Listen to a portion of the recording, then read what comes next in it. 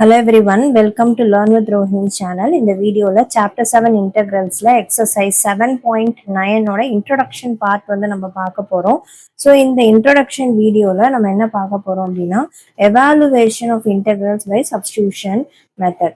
So substitution method நம்ம already வந்து நம்ம பார்த்துருக்கோம். ஸோ இந்த சப்ஸ்டியூஷன் மெத்தட் நம்ம வந்து இப்போ முன்னாடி எக்ஸசைஸ்ல கூட வந்து டெஃபினட் இன்டெக்ரல் ஸ்டார்ட் பண்ணும் போது நம்ம வந்து சப்ஸ்டியூஷன் மெத்தட் சில எக்ஸசைஸ்ல இருக்க சில ப்ராப்ளம்ஸ்ல வந்து நம்ம சால்வ் பண்ணியிருப்போம். பட் ஆனால் வந்து நம்ம எப்படி சால்வ் பண்ணியிருப்போம் அப்படின்னா இந்த சம் வந்து நம்ம எடுத்துக்கலாம். இதுல வந்து லிமிட் வந்து கொடுத்துருக்காங்க. ஸோ இங்க வந்து எக்ஸ் ஸ்கொயரை வந்து நான் டீன்னு வந்து எடுத்திருக்கேன். ஸோ இது வந்து சப்ஸ்டிடியூட் பண்ணிட்டு இங்க வந்து என்ன பண்ணிருக்கேன் நான் திருப்பியும் இந்த டீயோட வேல்யூ நம்ம என்னன்னு எடுத்திருக்கோம் எக்ஸ் ஸ்கொயர்னு எடுத்திருக்கோம்ல அதை எடுத்து இங்க போட்டுட்டு அதுக்கப்புறமா தான் நான் லிமிட்டை வந்து நான் அப்ளை பண்ணியிருக்கேன். இப்போ இந்த பார்ட்ல அதாவது இந்த எக்ஸசைஸ்ல நம்ம என்ன பார்ப்போம் அப்படின்னா இங்க வந்து இந்த எக்ஸ் ஸ்கொயர்னு நான் சப்ஸ்டியூட் பண்றேன்ல இன் பிளேஸ் ஆஃப் டி, ஏன்னா எக்ஸ் ஸ்கொயரை தான் நான் டீன்னு எடுத்திருக்கேன்ல, அந்த மாதிரி போடாம ஸ்ட்ரெயிட்டா வந்து நான் டீயை யூஸ் பண்ணியே வந்து செம்ம சால்வ் பண்ண போறேன். ஸோ அது எப்படி பண்ண போறோம் அப்படின்றது தான் வந்து இந்த எக்ஸசைஸ் ஃபுல்லாவே. ஸோ அதை பேஸ் பண்ணி தான் வந்து இருக்குமே. ஸோ அதுதான் வந்து சொல்லியிருக்காங்க evaluation of integrals by substitution மெத்தட்னா வந்து அதுதான் சப்ஸ்டிடியூஷன் மெத்தட் வச்சு நம்ம சால்வ் பண்றோம். ஸோ இப்போ இங்க வந்து என்ன பண்ணுவோம் அப்படின்னா ஸோ இப்போ இந்த சம்ல வந்து நம்ம இங்க எக்ஸுக்கு தான் லிமிட் கொடுத்துருக்காங்க. ஸோ நம்ம டீயோட பிளேஸ்ல எக்ஸை மாத்தி எழுதிட்டு அப்புறமா தான் லிமிட் அப்ளை பண்ணுவோம். ஸோ இந்த எக்ஸசைஸ் அதாவது 7.9 எக்ஸசைஸ்ல இருக்கிற சம்ஸ்க்கு நம்ம எப்படி சால்வ் பண்ண போறோம்னா இன்கேஸ் சப்ஸ்டிடியூஷன் நம்ம அப்ளை பண்றோம் அப்படின்னா நம்ம ஸ்ட்ரெயிட்டாவே டீக்கு வந்து நம்ம லிமிட்ஸை வந்து ஃபைண்ட் அவுட் பண்ணி அப்படியே நம்ம வந்து சப்ஸ்டிடியூட் பண்ண போறோம். ஸோ அது எப்படி அப்படின்றது தான் வந்து நம்ம பார்க்க போறோம்.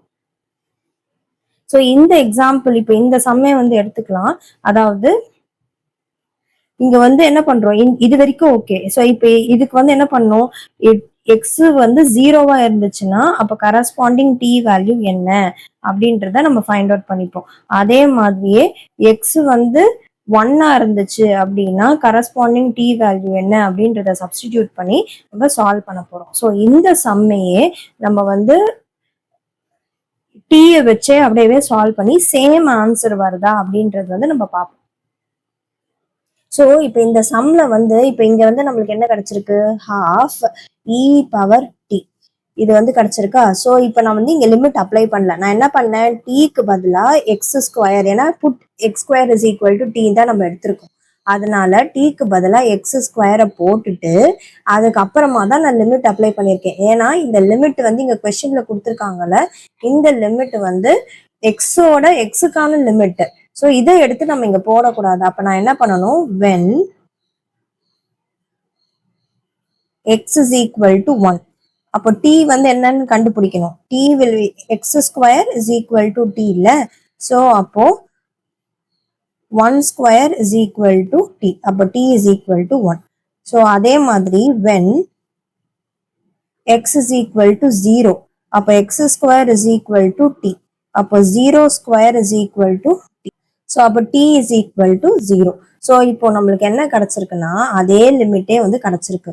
ஸோ அப்போ 1/2 e பவர் t இங்க வந்து நம்ம என்ன போட போறோம்னா 0 1 வந்து நம்ம போடுறோம்.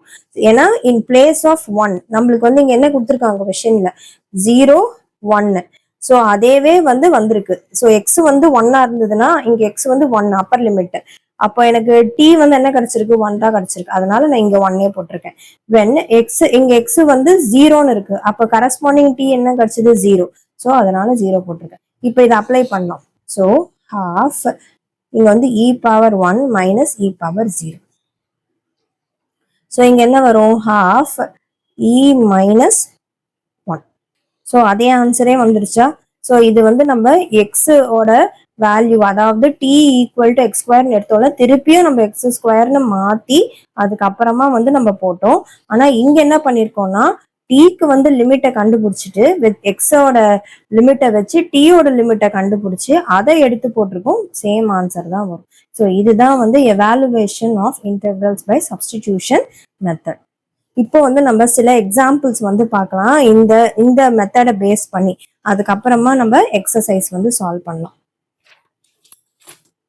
So example 20. So example 26, evaluate 5x to the power 4 square root of x to the power 5 plus 1 dx னு வந்து கொடுத்திருக்காங்க. ஸோ இப்போ இங்க என்ன போடலாம், இது வந்து இதை வந்து நான் டீன்னு எடுத்துக்க போறேன். Put x to the power 5 plus 1 is equal to t. ஸோ இதை வந்து differentiate with respect to x பண்றேன். 5x to the power 4 is equal to, இது வந்து பிளஸ் 1 டிஃபரன்ஷியேட் பண்ணா 0 dt by dx. So 5x to the power 4 dx is equal to dt அப்படின்னு வந்து வரும். இப்போ இங்க 5x to the power 4 dx க்கு பதிலா dt போட்டுடலாமா, இதை வந்து ஸ்கொயர் ரூட் ஆஃப் t போட்டுக்கலாமா.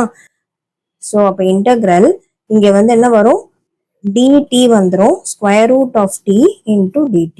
ஆனா இங்க இன்டெக்ரல் போட்டுட்டு லிமிட்டை வந்து நம்ம இதை போட முடியாது. ஸோ அப்போ என்ன பண்ணணும், இதுக்கான லிமிட்டை நான் கண்டுபிடிக்கணும்.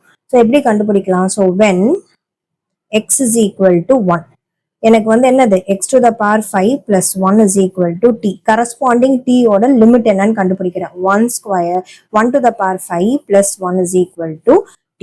1 to the power 5 1 plus 1 is equal to t. அப்போ வந்து t is equal to 2. And x வந்து upper limit x is equal to 1ன்றது, அதுக்கு வந்து எனக்கு t வந்து 2ன்னு கிடைச்சிருக்கு. when x is equal to -1 போடுறேன். அப்போ -1 whole power 5 plus 1 is equal to t. அப்ப எனக்கு இங்க என்ன வரும், மைனஸ், இது வந்து ஆடா இருக்கு, அப்ப என்ன வர ஆன்சர் -1 தான் வரும். +1 is equal to t, t is equal to 0. So அப்போ எனக்கு எக்ஸ் வேல்யூ 1 இருக்கிற இடத்துல நான் 2 போடணும். எக்ஸ் வேல்யூ 1 இருக்கிற இடத்துல லிமிட் வந்து நான் 2 போடணும். அண்ட் எக்ஸ் வேல்யூ -1 இருக்கிற லிமிட் இருக்கிற இடத்துல 0 வந்து நான் போடணும். ஸோ டீக்கு இதுதான் வந்து லிமிட். ஸோ இப்போ வந்து இதை இன்டகிரேட் பண்ணுங்க. This is 0 to 2 t to the power 1/2 dt அப்படின்னு வந்து வரும்.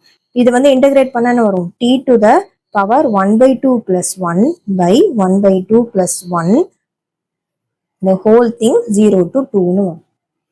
So t to the power 3/2 by 3/2 0 to 2.